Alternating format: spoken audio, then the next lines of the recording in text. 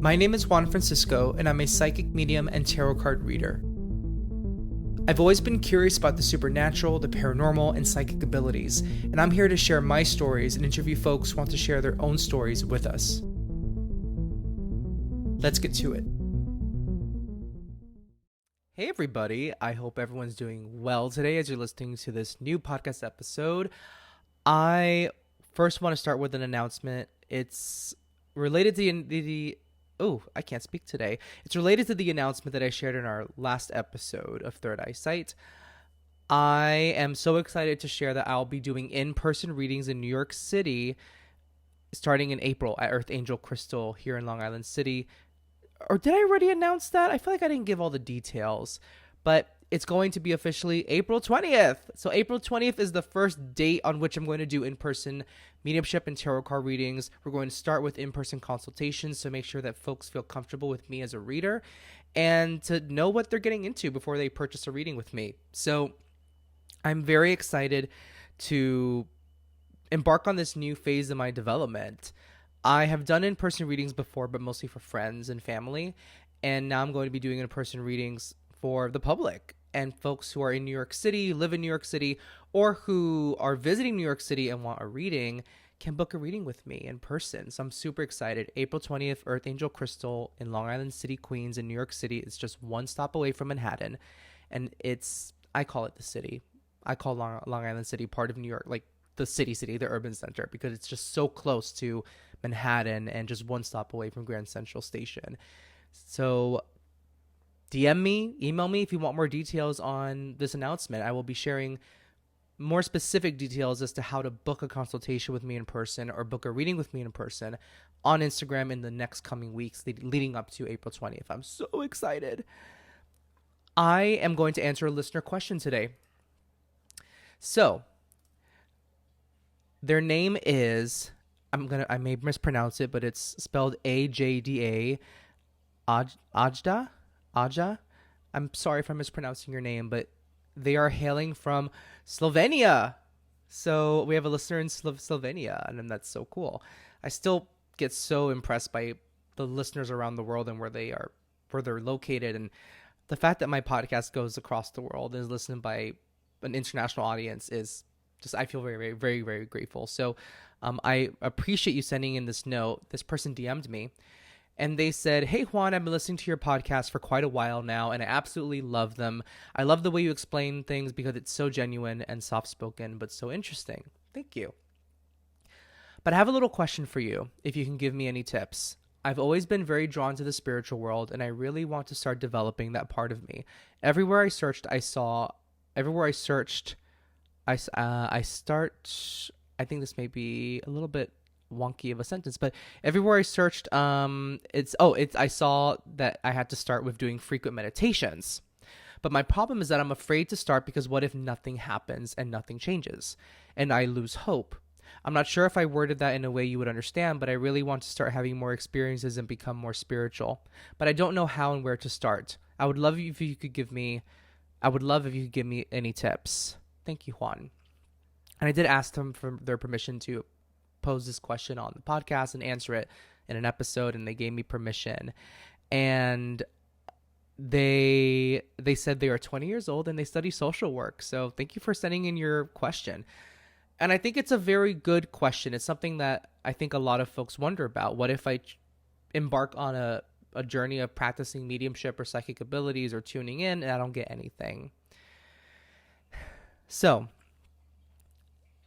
this is going to be a very, very easy, straight to the point answer, but I'm going to delve into some details regarding this answer. So just stay tuned. Do whatever works for you. I know some of you may feel very annoyed hearing that because you want a solid next step. And I'll give you some ideas for next steps. But it really comes down to whatever works for you for tuning in or tapping in or practicing is what works for you. Not every psychic I know meditates every day. I don't meditate every day. I would like to meditate every day, but I find myself just not doing it. And I don't think that means I'm less spiritually in tuned. I do feel like it means that I need to work a little harder to get into my power when I want to get in tuned, which is why I do meditate before every reading I do.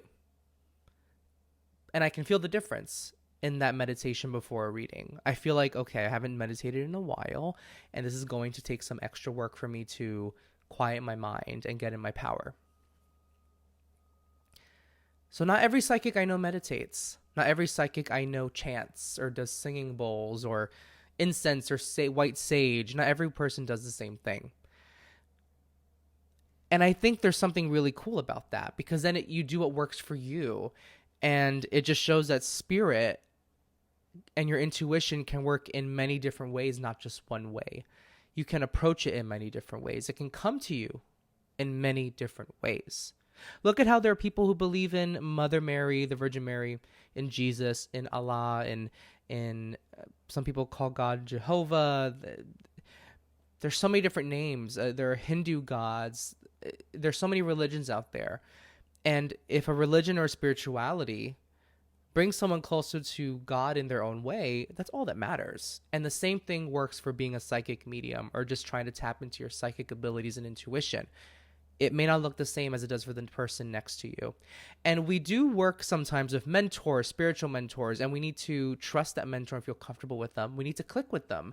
And it's okay to click with a mentor and feel like they are the best that we can have for a mentor right now. And also disagree a little bit on some practices in a way that's respectful, and a way that's respectful towards them and also respectful towards yourself, because you want to find your own voice. You want to find your own practice and not just copy and mimic everything someone else told you works for them. If you would like me to give you like a primer or a next step as to what to do, what I do recommend, it may sound contradictory, excuse me, a cough. The allergies have been so real this season, so real. So pardon the cough. But I think a good next step, and it's going to seem contradictory to what I just said, every day, find 1 minute to quiet your mind, to meditate. Just 1 minute. And as you feel more comfortable with that 1 minute, increase to 2, increase to 3, to 4, to 5, over time. And maybe you'll get comfortable enough to meditate for 15 minutes. But don't be hard on yourself if you miss 1 day of a 1 minute meditation, if you miss 2 days of a 3-minute meditation. Just do it when you can. If you need to schedule time for yourself to do it, do it. But please don't approach meditation with, I have to do meditation on Thursday. If I don't, then I will have a bad day. That's not how it works. Spirit is always with you. The other side is always with you. Your intuition always lives within you. Sometimes it's a matter of just pausing and taking 3 deep breaths. Just, I don't know what sounds you just heard from my nose, but that was me inhaling. Just taking 3 deep breaths in through your nose, out through your mouth. Sometimes that's all you need. And in mediumship circle, we are taught that, in my mediumship circle, that letting your breath bring you back to your power, bring you back to your intuition. So don't be hard on yourself. Set a goal. But if you miss a day or 2 of meditation, it's okay. Doesn't mean you're further away from your goal. That's my personal belief. So start with 1 minute meditation every day, and then increase it to whatever goal you want to achieve. Maybe it's 45-minute meditation. You do you. Not for me, but you do you. But do it over time. Don't just go from being someone who never meditates to someone who's going to meditate for 45 minutes tomorrow. That is very difficult, and it isn't very kind to yourself, because then it becomes a focus, or the focus becomes, I need to get to 45 minutes. If I get to 45 minutes, I did it. Becomes a sense of achievement and accomplishment. And this spiritual work really, it's a journey, not a destination. This spiritual practice and work is not about winning a medal because you meditate for 45 minutes. So don't focus so much on being the achiever. That's something our culture teaches profusely, is we have to achieve at things. When it comes to spirituality, I do believe we don't have to be achievers. We just have to be beers. beings, beers. Just be. And also, this is also my personal opinion, The more we live in the world and are of the world, the more experience our intuition gains. The more symbols and frames of references our intuition gains. So if I'm someone that just stays in my studio 24/7 because I want to be pure of heart, pure of soul, and just not contaminated by the world, I have every right to do that. That's fine. I think maybe if someone wants to do that, maybe they'll find God or the universal connection source in their own way, that way. Maybe that works. As for me, because I am out there in the world, going out to dance with friends, going to the bodega to get a deli sandwich in New York City, going on the ferry to go to the beach, I'm going on trips, I'm out, hanging out with friends for a drink. I am enjoying this human life, and it's because of the life experiences that I've had, small or big, that spirit can approach me in a mediumship reading and give me an image or a symbol that reminds me of something in my life that I attribute meaning to. And I can use that with spirit to help relay a message or some kind of meaning to the sitter, to the client, because I've lived life experiences that have helped me build this symbol and image dictionary that spirit can now use with me. So my recommendation is try not to see yourself as someone who needs to step out of the world or step out of your relationships in order to be a good psychic, good medium, or someone who has a strong intuition. One little disclaimer: if you feel like you need to take a weekend off from going out partying, a weekend off from hanging out with friends, it doesn't mean you don't love your friends. You just need a weekend away from commitments. That's okay. I do that sometimes. Sometimes on a Saturday, I just want to be at home all day, and that's my way to recharge. So see it less as you isolating yourself and more as you recharging. So those are my two recommendations so far. Easing into the meditation. And number 2, living your human life. That's important. We're born into this world for a reason, to experience it, to experience the gifts of living in this world, to experience, to experience the misfortunes, as much as I don't like saying that, of this world, to experience it all at the same time. And it's important that we are involved in our human life the way we are supposed to be. And I think this fear of losing hope because nothing happens once you embark on this journey of tapping into your intuition, of tuning in with spirit. Let me tell you, I am a psychic medium who has had great reviews on Google, who has had people tell me that what I am telling them doesn't make sense, people who think that I'm a fraud. And I'm saying this because there are times when I try to tune in and I'm not getting anything. Or I walk into a grocery store and I don't feel spirit saying hi to me. I'm not like Teresa Caputo, and I love Teresa Caputo, as you all know. I'm not like Teresa Caputo, walking into grocery stores and I feel spirit everywhere. And sometimes I wonder, am I a fraud? Am I an imposter? Are the people that say that I'm a fraud or not real, are they right? That person I had a consultation with, they asked me, oh, can you feel them everywhere? And I told them, no, I don't feel them everywhere. I only feel them when I tap in for a reading. Did that push them away from booking a reading with me? These are questions that my ego wants to put forward for me to dote on and focus on. But the fact of the matter is, not everybody feels spirit all the time, and that's okay. And just because you are trying to tune in or tap in, again, this goes back to not focusing on achieving, not focusing on eureka or aha, I feel spirit. Just focus on being. And sometimes when we're in that state of being, we don't necessarily have to feel spirit or a message coming to us or our intuition giving us the biggest life advice we'll ever receive. Sometimes it comes when it needs to, not always when we want to. I can't tell you how many times I have asked spirit for signs, or please give me a sign. Like I'm just begging God and spirit to show me the way. And then it's not until later, maybe after the situation, where I'm shown a sign that validates their presence around me. And sometimes it meant that I needed to go through that situation tapping into my own intuition rather than some divine intervention. or I needed to go through that situation in my total human self, grounded in my total human self. And then I look back at the situation and I think, oh, now I know why I had to go through that. I'm wondering if that makes sense, what I'm saying. We're not always going to feel the sunbeam shining on us with messages from Spirit, or Spirit being in the room with us. We don't always feel that. And hey, sometimes this hasn't happened to me yet, but I'm sure it will in the future. Someone books a reading with me, or I'm doing a group mediumship demonstration, and I focus on that person, some person in the group or in that one-on-one reading, and nothing's coming through.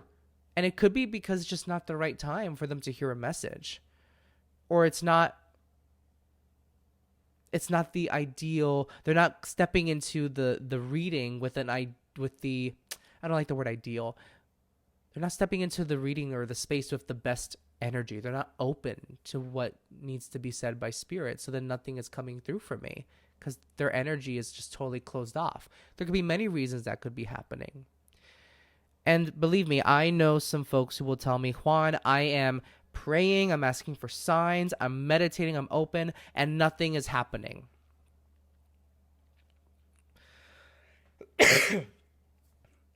I'm so sorry, I'm coughing, y'all. Nothing is happening. I do all the things. What's going on? And I'll be honest with you, I don't know all the answers. I've been there. But then I'm shown later, oh, so they were always with me. Or I always had the answer within me and I was ignoring it, or I wasn't believing it. I can't tell you how many times that has happened where I've asked for a sign or I've asked for an answer and I felt like I didn't know what to do with a situation or a decision. But then afterwards, maybe a month later, 2 months, 3 months later, I think, oh, I always knew what to do. I was just afraid of making that decision. I'm not saying that's the case for everybody who does everything they feel like they want to do, to tap in, to feel in tuned, and then don't feel anything according to them. I'm not saying that's the reason they're not feeling anything or picking up on anything. It's such an individual experience. I feel like there's no answer I can share about in response to why someone is not experiencing anything after doing all the work, the spiritual work.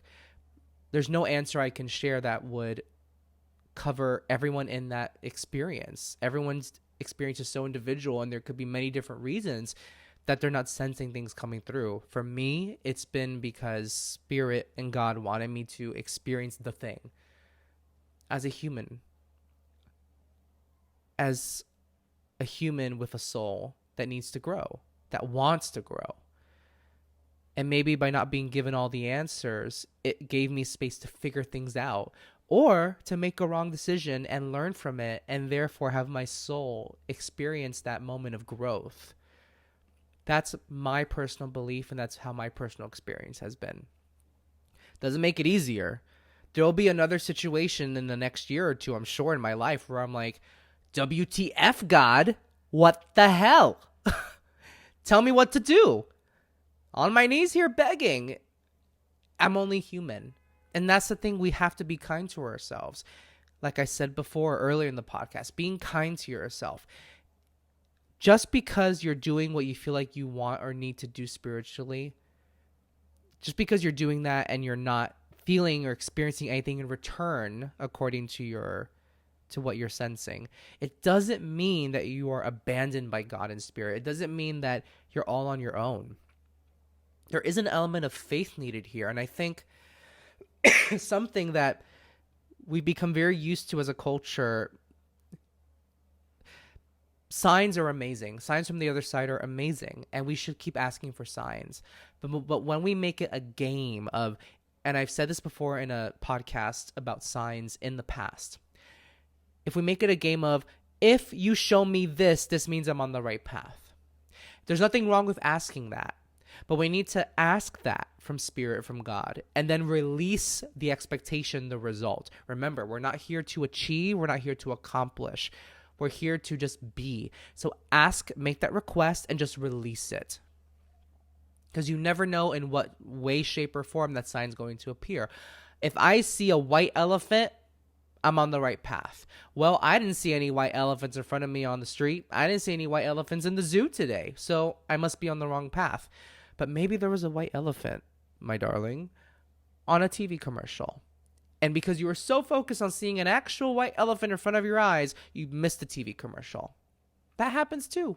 Again, each experience is so individual. There are many reasons we could be missing the signs or feeling like we're not tapped and tuned in. Be easy on yourself and have faith. That's easier said than done. As someone who grew up Catholic and being told to have faith, while being told that I wouldn't be a good person if I lived out my homosexual orientation, like where the word faith could be very loaded for me sometimes. So I get it if the word faith rubs you the wrong way. But we need to have faith. Just because I'm going to speak for myself. Just because I am a non-religious spiritual person who considers himself a progressive spiritual person doesn't mean that faith matters less. Faith isn't just for the religious. Faith is something we all have to work on adopting for ourselves.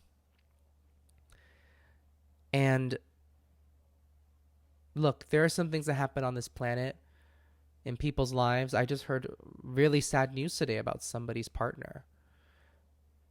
I don't know why those things happen. I do want to believe, and I do believe that each soul is on a journey, and the soul knows when it's meant to go, even in the most tragic way. That there is destiny that is set when it comes to when we pass. But it doesn't mean that I'm going to be in heaven when I get to those pearly gates and I'm in heaven.